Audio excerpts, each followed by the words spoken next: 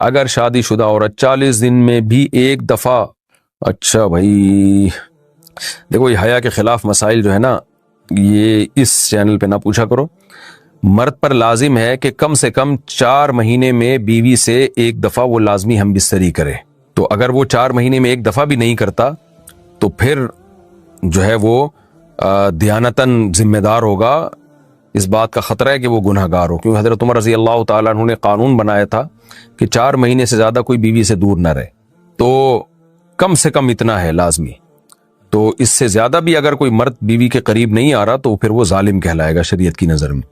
حج کے دوران باقی ہر عورت اور ہر مرد کے حالات مختلف ہوتے ہیں. بعض عورتوں میں خواہش زیادہ ہوتی ہے، بعض میں کم ہوتی ہے. یہ نیچرل ہے، اس کا کوئی اس سے تعلق نہیں ہے کہ عورت کوئی بری ہے.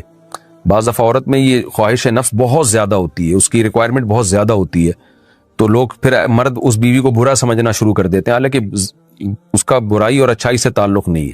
جیسے مردوں میں صحت کے لحاظ سے اور ان کے جو مینٹل ہیلتھ ہے اس کے لحاظ سے مردوں میں فرق ہوتا ہے. کسی میں خواہش بہت زیادہ ہوتی ہے، کسی میں کم ہوتی ہے. تو اس طرح خواتین میں بھی ہوتی ہے. بہت سی پاکدامن عورتیں ہوتی ہیں لیکن ان میں ڈیزائرز بہت زیادہ ہوتی ہے.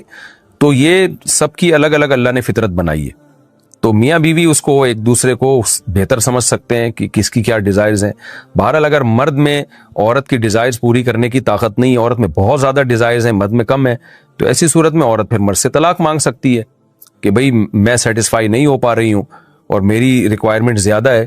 تو مرد اگر طلاق دے دے تو اچھی بات ہے، نہیں دے تو پھر عورت کو چاہیے اسی کے ساتھ گزارا کرے. ہاں اگر 4 مہینے تک بھی مرد بیوی کے پاس نہیں آتا ہے تو پھر مرد پر لازم ہے کہ عورت کے مطالبے پر اس کو وہ چھوڑ دے، کیونکہ پھر تو جوان عورت کو بہرحال گناہ کا خطرہ ہے. جسمانی تعلق نہ رہنے سے نکاح پر اثر. لاہور سے کسی نے پوچھا اگر میاں بیوی کا آپس میں کوئی جسمانی تعلق نہ ہو تو کیا نکاح پہ کوئی فرق پڑے گا؟ نہیں، اس سے کوئی فرق نہیں پڑتا.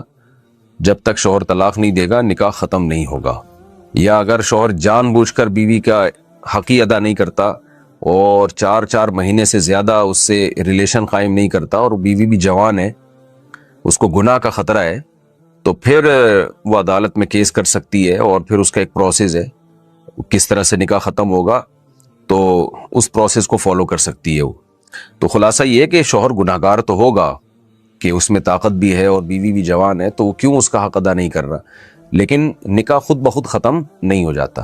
بیوی بچوں سے کتنا عرصہ دور رہ سکتے ہیں؟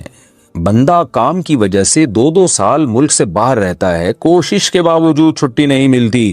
کیا اتنی دیر بیوی بچوں سے دور رہنا جائز ہے؟